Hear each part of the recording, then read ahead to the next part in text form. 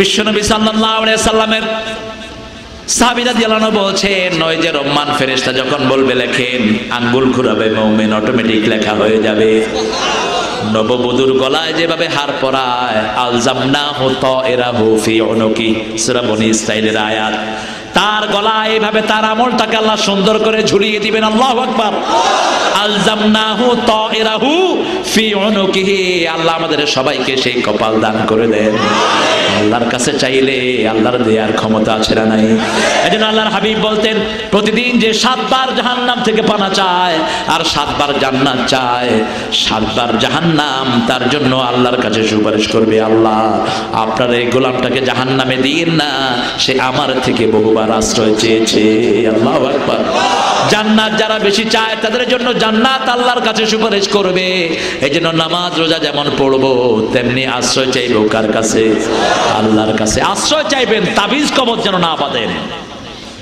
হুজুর সাল্লাল্লাহু আলাইহি ওয়াসাল্লাম সাহাবায়ে কেরাম বলেন, হুজুর জান্নাতে কারা প্রথম যাবে? এক বর্ণনায় হুজুর বললেন, যারা কোনো ঝাল ফুঁকে যায়নি তাদেরকে আল্লাহ প্রথম জান্নাতে দিয়ে দিবেন। নামাজ পড়েছে, কোরআন মেনেছে, কোনো ঝাল ফুঁকে যায়নি, এরকম লোক আছে না নাই? আর আমাদের দেশে তো মাশাআল্লাহ তাবিজ, সৌদি আরবে তাবিজ বাইন্ধা যায়। মিডল ইস্টের যে কোনো এয়ারপোর্টে নামবেন, এরকম চেক করে পুলিশ তাবিজ আছে কিনা। আমি নামলাম, আমাকে চেক করা শুরু করছে, আমিও চেক করা শুরু করছি। আমার দিকে তাকাইছে এরকম, আমিও বলছে, স্টেশন কি চাও? আমি বললাম, তোমরা কি চাও? স্টেশন কি চাও? কেন শুফুত তাবিজ, আমরা তাবিজ চাই। আমি পেটে হাত দিলাম, কয় পেটে হাত দাও কে? বললাম, বাংলাদেশের পেটেও তাবিজ বাঁধে। পুলিশে কইল, নতুন জায়গা পাইলাম। তুমি খুব জ্ঞানী মানুষ, তুমি খুব জ্ঞানী মানুষ। বিশ্বনবী 3টা সূরা দিয়ে শরীরটাকে বন্ধ করে রাখতেন। আপনার ছোট্ট ছেলে রাতে ঘুমের ঘরে দাঁত কাটে, আছে না? লাভ দিয়ে ওঠে, কি করবেন? কুল হু আল্লাহ, নাস, ফালাক পড়ে ফু দেন, আল্লাহ তার শরীরটা ভালো করে দিবেন। আপনার শরীরে আপনি ফু দেন, বিশ্বনবী নিজের শরীরে নিজে ফু দিতেন। আবার আয়াতুল কুরসি পড়ে ফু দেন, বালা মুসিবত দূর করে দিবেন কে? কোরআনের ভিতরে ঔষধ আছে না নাই? কে বলেছেন? অনুনাজ্জিলু মিনাল কুরআনি মা হুয়া শিফাউন ওয়া রাহমাতুল লিল মুমিনিন। এই কোরআনকে আমি প্রথম ঔষধ বানালাম, তারপরে দুনিয়ার মুমিনদের জন্য আমি কোরআনকে রহমত বানিয়ে দিলাম। যখন ওই ফেরেশতা তার গলায় আমলনামাটা পরিয়ে দিবে, মুনকির নকির এসে জিজ্ঞেস করবে তাকে। আবু হুরায়রার বর্ণনায় মুসলিম শরীফে হাদিস এসেছে, মুনকির নকির যখনই কবরে আসে তাকে ডাকবে, তিনি উঠেই বলবেন, ভাই আমার আসরের নামাজ কাজা হয়ে গেল, আমার জন্য এক বদনা পানির ব্যবস্থা করে দাও। কারণ এই দুনিয়াতে অনেক মুমিন এমন আছে, ঘুম গেলেও তার হৃদয়টা মসজিদের সাথে ঝুলে থাকে। বিশ্বনবী বললেন, রাজুলুন কলবুহু মুআল্লাকুন ফিল মাসাজিদ, ওই ব্যক্তি যার হৃদয় মসজিদের সাথে ঝুলে থাকে, কিয়ামতের ময়দানে আল্লাহ তাকে আরশের ছায়াতলে ছায়া দান করে দিবে। মসজিদ থাকবে, মুমিন আছে যেখানে মসজিদ আছে। মসজিদের পাশে আমার,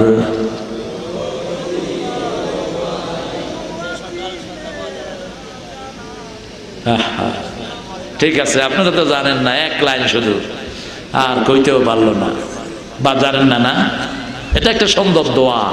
আমাদের জাতীয় কবি, কি নাম? এই ভদ্রলোক এই দোয়াটা করেছেন, আল্লাহ দোয়াটা কবুলও করেছেন। মসজিদের পাশে তার কবর আছে না নাই? আহা, কি সুন্দর। মসজিদের পাশে আমার কবর দিও ভাই, যেন গোরে হতেও মুয়াজ্জিনের আযান শুনতে পাই। আমার গোরের পাশে দিয়ে ভাই নামাজিরা যাবে, পবিত্র সেই পায়ের ধ্বনি এ বান্দা শুনতে পাবে। গোর আযাব থেকে গুনাহগার পাইবে রেহাই, মসজিদের পাশে আমার কবর দিও ভাই। কারণ নামাজি লোক মসজিদের পাশ দিয়ে, কবরের পাশ দিয়ে গেলে সালাম দিবে, ঠিক কিনা? আর বেনামাজি সালাম দিতে পারে? বেনামাজি কি করে জানেন? কবরের পাশ দিয়ে গেলেন, মাজার। মাজার কি? মাজার যেটা শুয়ে রয়েছে এটাও বদনসিব, এর জন্য কেউ দোয়া করে না। আবার কেউ কেউ মাজারে এমনি ঘষে এরকম করে শরীর মোছে, 100% হারাম। তো সোয়াব তো হবে না, আরো গুনাহ হবে। তো পৃথিবীর দুইটা জায়গা মোছা সুবাব, দুইটা জায়গা মুছেছেন মুহাম্মদ সাল্লাল্লাহু। একটা হলো হজরে আসওয়াদ, একটা কি হজরে আসওয়াদ, আর একটা হলো রুকনে ইয়ামানি। জমজমের পাশে একটা স্তম্ভ আছে, ওটা মুছেছেন মুহাম্মদ সাল্লাল্লাহু। আর হজরে আসওয়াদ যদি ধরতে নাও পারেন, হাতে ইশারা করলে সওয়াব আছে না নাই? আর কোন জিনিস স্পর্শ করার মধ্যে কোনো সওয়াব। এবার মুনকির নাকির এসে যখন তাকে উঠাবেন, তিনি বলবেন ভাই আমার তো আসর কাজা হয়ে গেল। কেন? আসরের নামাজ। আল্লাহ বলেছেন হাফিজু আলা সালাওয়াতি ওয়াস সালাতিল ওয়াস্তা ওয়া কুমু লিল্লাহি কানিতিন। সব নামাজ হেফাজত করো, স্পেশালি আসরের নামাজ। কার কথা? আল্লাহর কথা। আল্লাহর জন্য বিনয়ী ভাবে দাঁড়িয়ে যাও। ফজরের ফেরেশতা যখন দুনিয়ায় আসে, রাতের ফেরেশতা বিদায় নেয়। ফজরের সময় যারা দুনিয়ায় আসলো, এসে দেখলো ফজরে দাঁড়ানো, জোহরের নামাজ পড়লো। আসরের সময় যখন দাঁড়ায়, কি হয়েছে? আরে দিবে, আমি আছি যেখানে শরীফ আলাইহিস সালাম সেখানে, এটা আমি জানি, শরীফ শরীফ সেখানে।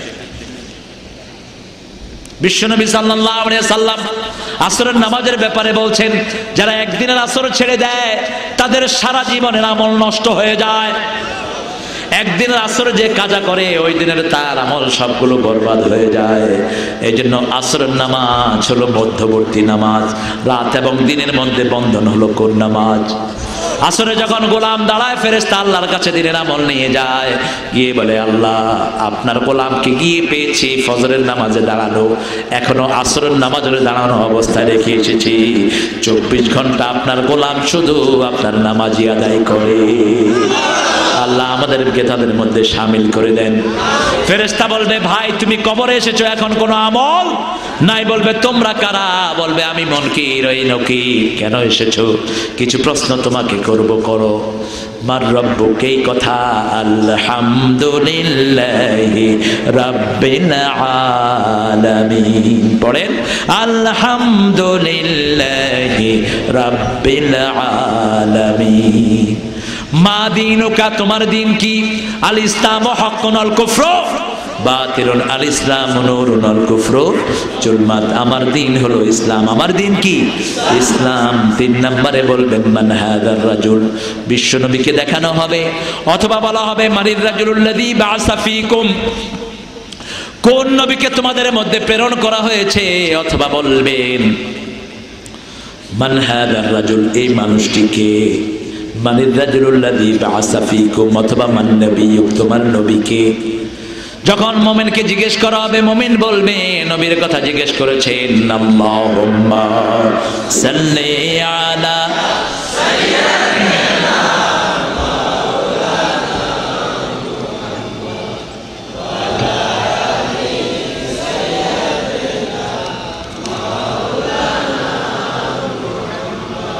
সাল্লাল্লাহু আলাইহি ওয়াসাল্লাম। এবার ফেরেশতারা তাকে বলবেন, ও ভাই এই কবর তোমার জন্য এখন আল্লাহ জান্নাতের বিছনা বিছিয়ে দিবেন। আল্লাহর পক্ষ থেকে জবাব আসবে, বলা হবে ফাফরিশু ফিরাশাল জান্নাহ আলবিসু লিবাসাল জান্নাহ ইফতাহ লাহু বাবাম মিনাল জান্নাতি ইয়া আরহামার রাহিমিন। হে ফেরেশতারা, তার গায়ে বেহেশতের পোশাক পরায়া দাও, তার কবরের বিছনাটা বেহেশতের বিছনা বিছায়া দাও, জান্নাতের সাথে তার একটা দরজা খুলে দাও। আল্লাহ আমাদেরকে তাদের মধ্যে শামিল করে দেয়। আরো জোরে বলেন আমিন। এবার কবরের মুর্দা মুমিন বলবে, কাদ্দিমিন হাসর ইয়া রাব্বাল আলামিন, হে আল্লাহ কিয়ামতকে আপনি দূরে রাখেন না, কিয়ামত করায়া দেন। যেই কবরের বিছনা এত মজা, জান্নাতের বিছনা এত মজা, যেই জান্নাতের পোশাক এত মজা, সামান্য বাতাস এত মজা, সেই জান্নাত না জানি কত মজার হয়ে যাবে। অন্যদিকে যে লোক সারা জীবন ইসলামের বিরোধিতা করেছে, কোরআনের বিরোধিতা করেছে, নামাজ পড়ে নাই, পর্দা মানে নাই, মেয়েদের উপর অত্যাচার করেছে, এরকম ডাকাত আছে না নাই, বিবিকে মোহরানা দেয় নাই, আছে না নাই, সেই লোক কখনো মুমিনের কাতারে দাঁড়াতে পারবে না। সেই লোক কিয়ামতের ময়দানে জিনাকারের কাতারে দাঁড়িয়ে যাবে। আর তুমি যে যৌতুক খেয়েছো, দুনিয়াতে যৌতুকের প্রচার ঘটিয়েছে, যৌতুকটা দুনিয়াতে এনেছে আমার হিন্দু সম্প্রদায়ের ভাই বোনেরা। হিন্দু সম্প্রদায়ের মধ্যে মেয়েদের কোনো অধিকার, কথা কন না কেন, কোনো অধিকার নেই। তারা যৌতুক হিসাবে বাপের বাড়ি থেকে বিয়ের পরে যা নিতে পারে এটাই তাদের সম্বল। কিন্তু মুসলমানদের বাপের সম্পত্তিতে অধিকার আছে না নাই? কয় ভাগ? এক ভাগ স্বামীর সম্পত্তিতে, এক ভাগ ছেলের সম্পত্তিতে, এক ভাগ। 3 ভাগ মেয়ে পায়, তার কোনো খরচ, সব খরচের মালিক হলো স্বামী। কোন স্বামী যদি মেয়ের খরচ চালাতে না পারে, মেয়ের মহারণা দিতে না পারে, হুজুর বলেছেন সে যেন বিয়ে না করে, রোজা রেখে যেন যৌবন হেফাজত করে। আবার মেয়েদের ব্যাপারে আল্লাহ রাব্বুল আলামিন বললেন, ওয়াতুন নিসা সাদুকাতিহিন্না নিহলা, সন্তুষ্ট চিত্তে মহিলাদেরকে মহারণা আদায় করে দাও। বিশ্বনবী বলেন একটা আংটির বিনিময় হলো মহারণা আদায় করো। আবার বিয়ের আগে যারা বিভিন্ন বৈধ পন্থা অবলম্বন করে মেয়েদের সাথে সম্পর্ক করে, এটাকে সম্পূর্ণ হারাম করে দিয়েছেন কে? ওয়ালা মুত্তাখিদি আখদান, কোন মেয়ের সাথে বিয়ের আগে কোনো সম্পর্ক রাখা যাবে? তবে বিয়ের যদি কথা হয় একজন আরেকজনকে দেখার অনুমতি দান করেছেন কে? কিন্তু এখন আমাদের দেশে দেখা যায় ছেলের সাথে ছেলের বাপ, ছেলের দুলা ভাই, ছেলের বড় ভাই, বন্ধু সবাই মেয়েটাকে দেখতে যায়, ঠিক কিনা? এটা 100% হারাম। শুধু ছেলে ছাড়া তার বাপও দেখতে পারবে না বিয়ের আগে। কেন বাপ দেখি? বাপকে বিয়ে করবে, যে বিয়ে করবে সে দেখবে ছেলেকে, ছেলে দেখবে মেয়েকে, ঠিক কিনা? আমার কাছে গত সপ্তাহে এক ছেলে বলছে, হুজুর আমার বিয়ের জন্য আমি মেয়ে দেখতে গেছি, আমি যাকে দেখতে গেছি আমার বাপ ফেরে দেখে বিয়ে করে ফেলাইছে।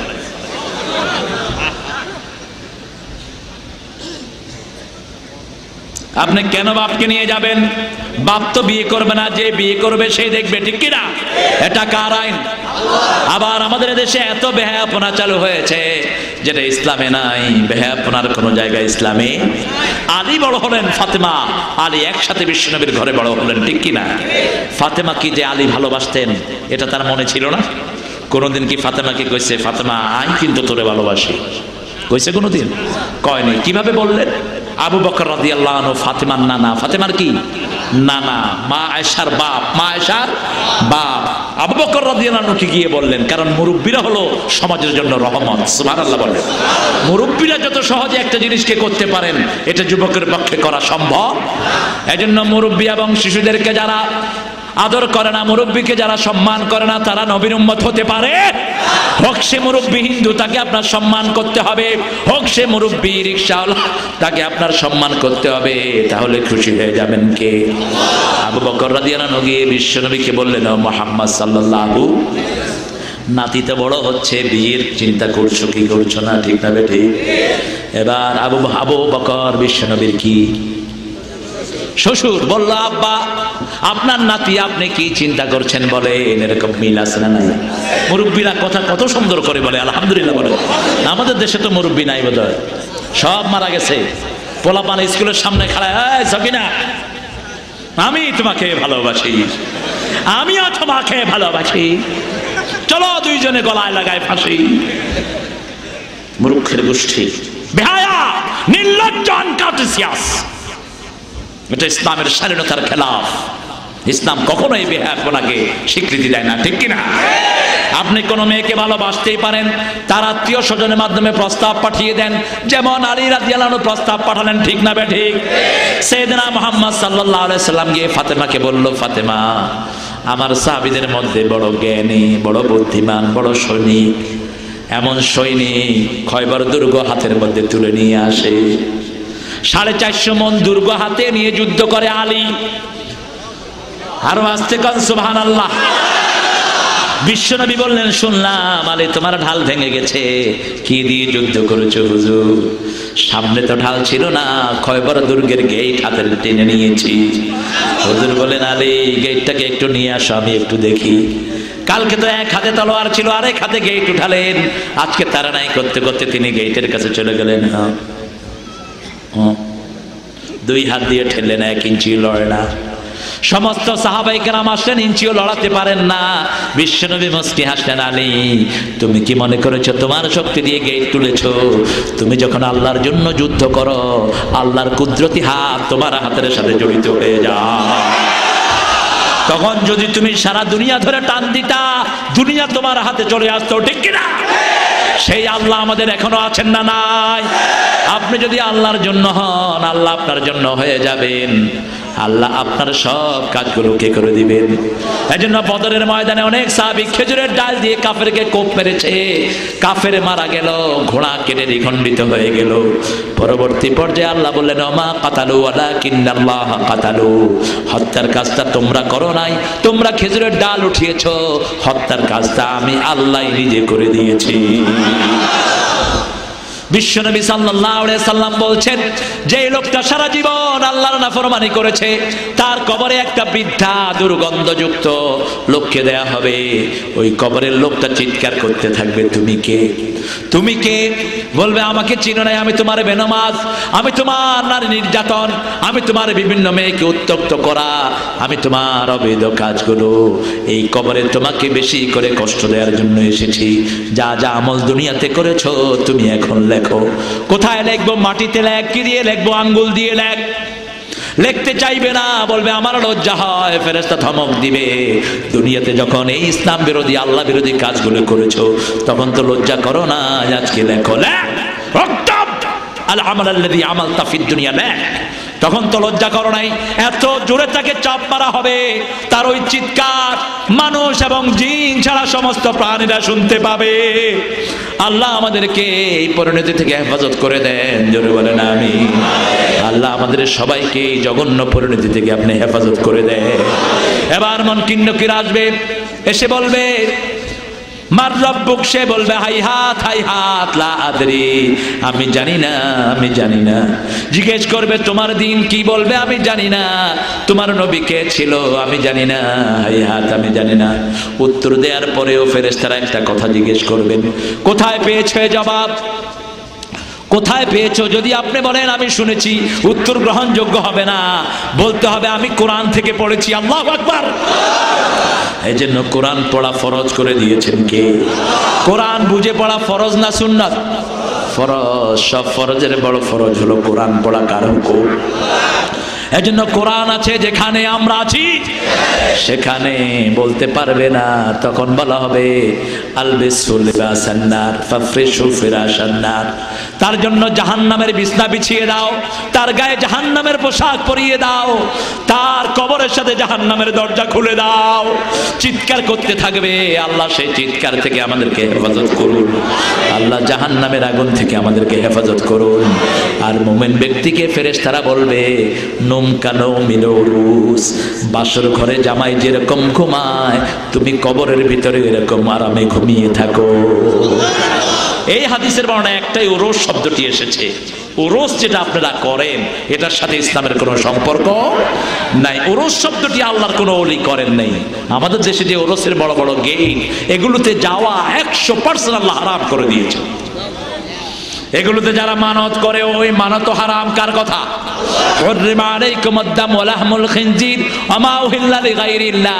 তোমাদের জন্য হারাম করা হয়েছে প্রবাহিত রক্ত, শুকরের গোশত আর বিভিন্ন লোকের নামে যেটা তোমরা মানত করো সেটা হারাম করে দিয়েছেন কে? মানতের গরু, মানতের সিন্নি সব হারাম করে দিয়েছেন কে? ছেলে মেয়ে একসাথে যেখানে হয় ওটা ইসলামিক পরিবেশ নয়, ঠিক কিনা? পর্দার পরিবেশ থাকতে হবে। পর্দা নাই যেখানে মোমেন যাবে না, সেখানে পর্দাকে ফরজ করে দিয়েছেন কে? বিশ্বনবী মসজিদে নববীতে ওয়াজ করতেন, কিন্তু মসজিদে নববীতে এক পাশে বসতেন মায়েরা, আরেক পাশে বসতেন পুরুষেরা, কিন্তু ওরসের মধ্যে কোনো পর্দা, কথা কন না কেন? নাকি দেখেন নাই ওরস? নতুন নতুন ওরস পয়দা হচ্ছে। ওরস মানে হলো বিবাহ, ওরস মানে হলো বাসর ঘরের দুলা। এরা এটাকে ওরস বলে কেন? এরা বলে তাদের পীর সাহেব যেদিন মারা গেলেন সেদিন সে আল্লাহর সাথে মিলিত হয়েছে, এই জন্য তিনি নতুন দুলা হয়েছেন। আল্লাহ আমাদেরকে এগুলো থেকে হেফাজত করুন। বিশ্বনবী মেরাজে দেখলেন একটা চুলার ভিতরে হাজার হাজার নারী পুরুষ উলঙ্গ চিৎকার করছে। জিবরাইল আমিনকে জিজ্ঞেস করলেন এরা কারা? জিবরাইল আমিন আলাইহিস সালাম বললেন হুজুর এরা ওই সমস্ত নারী পুরুষ যারা পর্দা মানে নাই। আল্লাহ আমাদেরকে পর্দা মানার তৌফিক দান করে দেয়। বিশ্বনবী সাল্লাল্লাহু আলাইহি সাল্লাম বলছেন এবার মুর্দা সেখানে ঘুমাবে, ইসরাফিলের সিংহা ফুকের আগে তার ঘুম আর নষ্ট হবে না। যখন ইসরাফিল সিংহা ফুক দিবে তখন সে ঘুম থেকে উঠবে আর বলবে ইয়া, পড়েন, ইয়া ওয়াইলানা মান বাআসানা মিন মারকাদিনা হাদা মা ওয়াদার রহমান ওয়া সাদাকাল মুরসালুন। বলেন আমিন। আল্লাহ এই কপাল আমাদের সবাইকে দান করে দেন। ঘুম থেকে উঠে বলবে কে আমার আরামের ঘুমটা নষ্ট করে দিল। মজার ঘুম যখন হয়, হালকা যদি ঘুম থেকে উঠে যায় বিরক্তি আছে না নাই? ইয়া ওয়াইলানা, আফসোস, কে আমার ঘুম থেকে আমাকে জাগালো। সাথে সাথে মুমিন বলবে হাদা মা ওয়াদার রহমান, এটা তো ওই যে আমার আল্লাহ ওয়াদা করেছেন। ওয়াদা করেছেন কে? আমার আল্লাহ ওয়াদা করেছেন কিয়ামতের ময়দানে উঠতে হবে। ওয়াসাদাকাল মুরসালুন, সমস্ত নবীরা সত্য কথা বলেছে। আল্লাহ আমাদের সবাইকে কোরআন মানার তৌফিক দান করে দাও। এবার কিয়ামতের ময়দানে কিভাবে যাবে সেটাও কোরআন শরীফে আছে না নাই? يوم يصدر الناس أشتاتا ليروا أعمالهم فمن يعمل مثقال ذرة خيرا يره ومن يعمل مثقال ذرة شرا يره والله أكبر। এজন্য একজনকে বন্ধু বানাবেন, আসল বন্ধুর নাম কি? আরো জোরে বলেন। বিপদে পড়লেই বিশ্বনবী বলতেন হাসবুনাল্লাহু নি'মাল ওয়াকিল নি'মাল মাওলা ওয়া নি'মান নাসির। পড়েন হাসবুনাল্লাহু নি'মাল ওয়াকিল নি'মাল মাওলা। আমার যখন ফুরাবে দিন আসবে গহীন রাতি, থেকো আল্লাহ এ জীবনে হয়ে চির সাথী, আসবে গহীন রাতি। বলেন আমিন। আরো চিৎকার করে বলেন আমিন। একজনকেই চাইতে হবে, তিনি কে? আল্লাহ। একজনকেই মানতে হবে, তিনি মুহাম্মদ সাল্লাল্লাহু। রাসূল ছাড়া কারো আদর্শ মানা যাবে? বিশ্বনবীর সাথে যাদের মিল তাদেরকে আমরা মানব, হুজুরের সাথে যাদের মিল নেই তাদেরকে মানা যাবে? সমস্ত মানুষগুলো দলে দলে নিজের আমল দেখতে যাবে। সরিষা পরিমাণ আমল যারা করেছে সেটাও কিয়ামতের ময়দানে দেখিয়ে দিবেন কে? আমাইয়া আমাল মিসকালা যাররাতিন শাররাই ইয়ারাহু আমাইয়া আমাল মিসকালা যাররাতিন খাইরাই ইয়ারাহু। ভালো নিয়ত করেছেন, এটারও সওয়াব দিবেন কে? মনে মনে নিয়ত করেছেন আমার যদি আল্লাহ টাকা দিত সমস্ত গরিব মানুষকে আমি খাওয়াতাম, এই সওয়াবও আপনার আমলনামায় দান করবেন কে? আবার মনে মনে নিয়ত করেছেন আমাকে যদি আল্লাহ টাকা দিত সিনেমা হল বানাইতাম। এরকম লোক আছে না নাই? আমার যদি আল্লাহ টাকা দিত বিভিন্ন জায়গায় নাচের আড্ডা জমাইতাম, আছে না নাই? সেই গুনাহ আপনার আমলনামায় দিয়ে দিবেন কি? একজন লোক রাস্তা দিয়ে যাচ্ছিল, একজন আলেম আলোচনা করছিলেন, কোরআন থেকে কথা বলছিলেন। ওই আলেমের কথা শুনে অসংখ্য বিধর্মী কালেমা পড়ে মুসলমান হয়ে যাচ্ছে। ওই গরিব লোকটা মাহফিলের কোনায় বসে বলল, আল্লাহ আমাকে যদি আপনি এরকম আলেম বানাতেন আমিও মানুষকে দিনের দিকে ডাকতাম, মানুষ আমার কথা শুনে আপনার দলে আসতো। হুজুর বললেন ওই নিয়তের কারণে ওই আলেমের ওই দিনের পুরা সওয়াব আল্লাহ তাআলা আমলনামায় দান করে দিবে।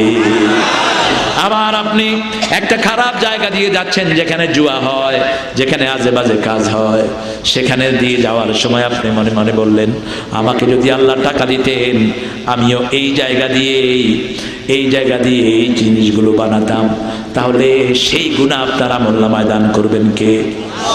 এই এলাকায় মাজার পূজারি দিন দিন বাড়ছে। মাজার নিয়ে পূজা করে এক শ্রেণীর মানুষ নিজেদের গর্ববোধ করে। হায় হায়।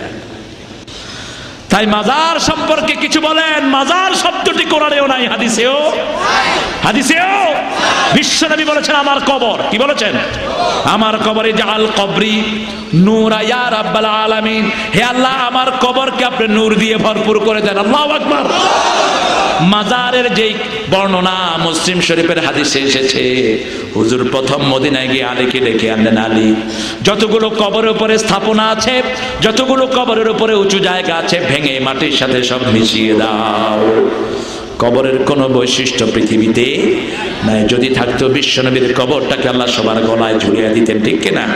মদিনাতে যাবেন, নবীর কবরের দিকে যদি মুখ করে মোনাজাত করেন, পুলিশ গর্দানে বাড়ি দিয়া গর্দান ভেঙে ফেলবে। আর যদি বাড়ি দেওয়ার পরেও মুখ না ফিরান, লাথি মেরে মসজিদ থেকে বের করে দিবে। বিশ্বনবীর কবরের চেয়ে বড় কবর আর কেউ আর কারো। হুজুর বলেছেন যে কোনো মানুষের কবরে যাবা, ওই কবরের মুর্দা ব্যক্তি সাগরে ডুবন্ত ব্যক্তির চেয়ে অসহায় থাকে। আল মাইয়িতু ফিল কবর কাল গারিকু ফিল বাহার। কোন কবরে এই নিয়তে যদি কেউ যায়, ওই মরা বেড়া আমারে উদ্ধার করে দিবে, ওর জীবনের সব আমলগুলো বরবাদ করে দিবেন কে? কবরে পয়সা দেয় 100% হারাম। 100% কি হারাম। কবরে দিয়ে যাওয়ার সময় বলবেন আসসালামু আলাইকুম। সারা জীবনে বিশ্বনবী কবরের পাশে হাত তুলে একবার দোয়া করেছেন। সারা জীবনে একবার দোয়া করেছেন হাত তুলে, আর জীবনে কখনো দোয়া করেন নাই হুজুর সাল্লাল্লাহু। তবে কবরের পাশ দিয়ে যেতে দোয়া শিখিয়েছেন, আসসালামু আলাইকুম ইয়া আহলাল কুবুর আনতুমুস সাবিকুন ওয়া নাহনুল লাহিকুন আল্লাহুম্মা ওয়াসসি' কবরাহু ইয়াসসির হিসাবাহু। হে আল্লাহ, তার কবরটাকে প্রশস্ত করে দেন, তার হিসাবটাকে সহজ করে দেন, কবরের ওই মানুষটিকে আপনি মাফ করে দেন, ঠিক কিনা? ওই কবরের ডুবন্ত ব্যক্তি অসহায় অবস্থায় থাকে, কবরের উপর আপনি গাছ লাগিয়ে দেন, ওই গাছটা যত জিকির করবে সব ওই কবরের ভিতরে আল্লাহ পৌঁছে দিবে। হুজুর সাল্লাল্লাহু আলাইহি ওয়াসাল্লাম একটা খচ্চরের পিঠে করে যাচ্ছিলেন, হঠাৎ করে খচ্চরটা নেড়ে হুজুর পড়ার উপক্রম হলো। হুজুর সাল্লাল্লাহু আলাইহি ওয়াসাল্লাম সাহাবায়ে কেরামকে বললেন, কিছু খেজুরের ডালা নিয়ে আসো। তিনি খেজুরের ডালা রোপণ করে দিলেন। সাহাবায়ে কেরাম বললেন, হুজুর কেন খেজুরের ডালা রোপণ করে দিলেন? হুজুর সাল্লাল্লাহু আলাইহি ওয়াসাল্লাম বললেন, কবরে যে লোকগুলো আছে এদের আযাব হচ্ছে পেশাব থেকে এরা নিজেকে বাঁচায় নাই। পেশাব করে পানি লয় না, এরকম লোক আছে না নাই? সেজন্য আযাব হচ্ছে। জীবন্ত গাছগুলো রূপে দাও, রূপে দিলে এই গাছগুলো যতক্ষণ জীবিত থাকবে তসবিহ করবে কার?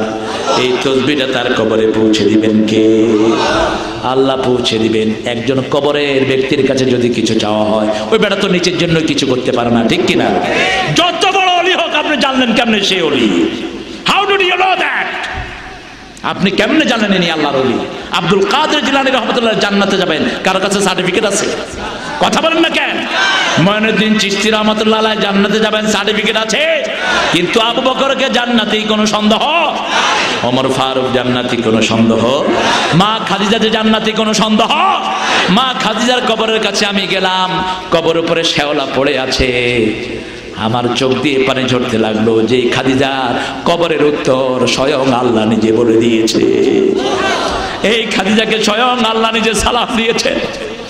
হামজা রাদিয়াল্লাহু আনহু শুয়ে আছে উহুদের ময়দান, একটা কবরও নাই, সেখানে শুধু পাথর আর পাথর। সেই পাথর বুকে করে শুয়ে আছেন 70 জন জান্নাতি সাহাবী। হুজুর বলেছেন, উহুদের ময়দানে যারা শহীদ হয়েছে সবাইকে আল্লাহ জান্নাতুল ফেরদাউস দিয়ে দিয়েছে। আর আমাদের দেশে যে সমস্ত কবরগুলো আছে, এই কবরের লোকটা নামাজি ছিল কিনা তারও কোনো পাত্তা নাই, ঠিক কিনা? বিভিন্ন জায়গায় মাজার করে করে পয়সা ইনকামের সোর্স করা হয়েছে। মাজারে যারা যায় তাদের আমলগুলো বরবাদ করে দিবেন কে? হ্যাঁ, রাস্তা দিয়ে যাচ্ছেন, একটা কবর পড়লো, আপনি সালাম দেন, তাতে কোনো অসুবিধা নাই, কিন্তু ঘর থেকে বেরিয়েছেন মাজারের উদ্দেশ্যে, হুজুর হারাম করে দিয়েছেন। বুখারী শরীফের বর্ণনা, লা তাশুদ্দুর রাহালাতা ইল্লা সালাসা, 3 জায়গা ছাড়া কোন জিয়ারতের উদ্দেশ্যে কোথাও যেতে পারবে না। কার হুকুম? কার হুকুম? প্রথম হলো বাইতুল মুকাদ্দাস, এটা আমাদের প্রথম কিবলা, ঠিক না ঠিক? 2 নম্বর হলো কাবা ঘর, 3 নম্বর হলো মদিনা রওজাতুন নবী সাল্লাল্লাহু। এই 3 জায়গা ছাড়া জিয়ারতের উদ্দেশ্যে কোথাও যাওয়া জায়েজ। আপনি যদি মানত করেন আমি শাহজালালের ওখানে এত টাকা দেব, আপনি শিরক করলেন। বিশ্বনবী সাল্লাল্লাহু আলাইহি সাল্লাম বলছেন, মান আহলাফা বিগাইরিল্লাহি ফাকাদ আশরাক, আল্লাহ ছাড়া কারো নামে যে হলফ করে, মানত করে, সেটা শিরক হয়। নাউজুবিল্লাহ বলেন। কোন মাজারে কোন মুসলমান যাবে না। যাবে কেন? একমাত্র যাচ্ছে পাশ দিয়ে একটা সালাম দিবে তাকে। ওই বেটা আপনাকে করার কিচ্ছু নাই, কোনো ক্ষমতা নাই তার, যত বড় খাজাই হোক। চাইতে হবে কার কাছে? কার কাছে চাইতে হবে? বিশ্বনবী এক বর্ণনায় বললেন, 2 প্রকারের লোকের অবস্থা কিয়ামতের ময়দানে সবচেয়ে খারাপ হবে। এক, যাদের উপর কিয়ামত নিপতিত হয়, আর এক যারা মাজারের খাদেম। আপনি মসজিদের খাদেম হন, আল্লাহ জীবনের গুনাহ মাফ করে দিবেন। মসজিদের খাদেম ছিলেন সাইয়েদনা ইব্রাহিম, মসজিদ তিনি ঝাড়ু দিয়েছেন, ঠিক কিনা? যেমন আমাদের জাতীয় কবি দোয়া করেছেন, শোনো শোনো ইয়া ইলাহি আমারে মোনাজাত, শোনো আমারে মোনাজাত, মসজিদের ঝাড়ু বরদার হোক আমারে হাত, শোনো আমারে মোনাজাত, যেন কানে শুনি সদা তোমার কালাম, হে খোদা চোখে যেন দেখি শুধু কোরআনের আয়াত, শুনো আমারে মোনাজাত। বলেন আমিন। আরো জোরে চিৎকার করে বলেন আমিন। বাইতুল মুকাদ্দাসের পাশে হাজার হাজার নবীর কবর আছে না নাই? আমি তো দেখি নাই কোন খাদেম সেখানে ওগুলো পরিষ্কার করে, কোন খাদেম সেখানে নাই। খাদিজাতুল কুবরার কবর পড়ে আছে বিশ্বনবীর ঘর থেকে প্রায় 1.5 মাইল দূরে। হেরা পর্বতে যাওয়ার 3.5 মাইল আগে খাদিজার কবর। খোলা আকাশের নিচে পড়ে আছেন খাদিজা। বিশ্বনবী যার জন্য চোখের পানি ফেলে ফেলে কবর ভিজিয়েছেন। হুজুর সাল্লাল্লাহু আলাইহি সাল্লাম খাদিজাকে বললেন, খাদিজা কবরে কিন্তু প্রশ্ন করা হবে। কাঁদতে শুরু করেছেন খাদিজা। খাদিজা বলছেন, হুজুর আমি কবরের প্রশ্নের জবাব কিভাবে দেব? কত আমল তিনি করেছেন, বিশ্বনবীর জন্য সারা রাত দাঁড়িয়ে থাকতেন খাদিজা। হুজুর যখনই ঘরে আসতেন একবার নক করলে খাদিজা দরজাটা খুলে দিতে। হুজুর বলতেন, তাহের আপনি কি ঘুমান না? কখনো নাম ধরেও খাদিজাকে ডাকেন নেই, আপনি কি ঘুমান না? মা খাদিজা বলতেন, আপনার জন্য দরজাটাকে বিছনা বানায়া দাঁড়িয়ে থাকি, আপনি ডাকবেন, দেরিতে খুলে দিলে বেয়াদবি হয়ে যাবে, সেই জন্য আমি বিছনায় আমার পিঠ লাগাই না। হুজুর বললেন, খাদিজা আপনি কাঁদবেন না, আপনার ঋণ কোনোদিন আমি শোধ করতে পারবো না। আমি জানি না কে আগে মারা যায়, তবে আপনি যদি আমার আগে চলে যান আমি ওয়াদা দিচ্ছি কবরে আপনাকে রেখে আমি বাড়ি ফিরে আসবো না, আমি আপনার কবরের পাশে দাঁড়িয়ে থাকবো। মুনকির নকির আসলে আমি প্রশ্নের জবাবগুলো দান করে দেব। মা খাদিজা চলে গেলেন। নাকি বছর আবু তালেব গেলেন, বিশ্বনবীর যন্ত্রণার বছর। এই বছর বিশ্বনবী সাল্লাল্লাহু আলাইহি সাল্লাম বড় বেশি কাঁদলেন। খাদিজাকে তো আলেন, খাদিজার জানাজা করালেন, কবরে দিয়ে নামালেন। বিশ্বনবী নিজেই খাদিজার কবরে নামলেন, দাঁড়িয়ে আছেন। আল্লাহর হাবিব সাল্লাল্লাহু আলাইহি সাল্লাম কাঁদছেন কবরের পাশে দাঁড়িয়ে। আল্লাহ জিবরাইল আমিনকে পাঠালেন, যাও আমার নবীকে বলো বিশ্বনবীর উত্তর দিতে হবে না, আমি আল্লাহ খাদিজার জবাবের ব্যবস্থা কবরে করে দেব। সেই খাদিজার কবরে কোনো সামিয়ানা নাই, কোনো চুলকানি নাই, এমনি খোলা পড়ে আছে কবর। আল্লাহ রাব্বুল আলামিন যদি কবরকে সুন্দর করে দেয়, বাহির থেকে ডেকোরেশনের কোনো দরকার। আবু বকর রাদিয়াল্লাহু আনহু মৃত্যুর আগে বললেন, মা আয়েশা আজকে কি বার? বুখারীর হাদিস। মা আয়েশা বলেন, আজকে সোমবার। কি বার? সোমবার। ও মা, আগামী সোমবার পর্যন্ত আমি দুনিয়ায় নাও থাকতে পারি, তবে শুনো আমার গায়ের জামাটা দিয়ে আমার কাফন করাইয়া দিও। কোন আবু বকর? বিশ্বনবী যার পিছনে নামাজ আদায় করেছেন, বিশ্বনবীর নামাজের ইমামতি যিনি করেছেন, বিশ্বনবী যার ব্যাপারে বলতেন, রে হামালা উম্মতি ও উম্মতি আবু বকর, হে আল্লাহ আমার উম্মতের উপর রহম করেন, আবু বকরের উম্মতের উপর রহম করেন। কিয়ামতের ময়দানে আল্লাহ কাহার রূপ ধারণ করবেন। আল্লাহর হাবিব বললেন, আল্লাহর সামনে কোন নবীও যাইতে সাহস পাবে না। বিশ্বনবী তখন আবু বকরের আমল আল্লাহর সামনে পেশ করবেন। আল্লাহর কাহার রূপ পরিবর্তন হয়ে তিনি রহমান হয়ে যাবে। সেই আবু বকর বলছে, মা শুনো, দুনিয়ার সকল মানুষের জন্য, নতুন মানুষের জন্য নতুন জামা পরাইয়া দিও, আমার পুরান জামা দিয়ে আমার কাফন করো, কারণ আমার কোনো আমল যদি আল্লাহর কাছে কবুল না হয়, নতুন জামা পরে আমার কি লাভ হবে? আর যদি পুরান জামা নিয়ে আমি কবরে যাই, আল্লাহ যদি আমাকে কবুল করেন, আল্লাহ নিজে আমার পুরান জামা খুলে আমাকে নতুন জামা পরাইয়া দিবে। দুনিয়ার নতুন মানুষের জন্য নতুন জামা রেখে দিও। এজন্য আবু বকর রাদিয়াল্লাহু আনহু ইন্তেকালের পর ওনার পুরান জামাটা দিয়ে ওনার কাফন হয়েছে। বিশ্বনবীর গায়ের জামাটা দিয়ে হুজুরের কাফন হয়েছে। আল্লাহ রাব্বুল আলামিনের কাছে দোয়া করতেন মুহাম্মদ সাল্লাল্লাহু আল্লাহুম্মা ইন্নী আসআলুকা বারদাল আইশ বাদাল মাউত, হে আল্লাহ মৃত্যুর পরে আমার কবরটাকে আপনি আরামদায়ক ঠান্ডা করে দিন, আর যে চোখ দিয়ে আপনাকে দেখতে পারি এরকম দুটি চোখ আপনি আমাকে দান করে দিন। চাইতে হবে কার কাছে? আল্লাহর কাছে। কবরের কাছে চাওয়ার কিছুই নাই। যা কিছু চান কার কাছে চান? আপনাকে খাওয়ার জন্য সুন্দর মুখ দিয়েছেন কে? চোখ দিয়েছেন কে? খাবার আইটেম গুলো দিয়েছেন কে? এজন্য চাইতে হবে কার কাছে? লা ইলাহা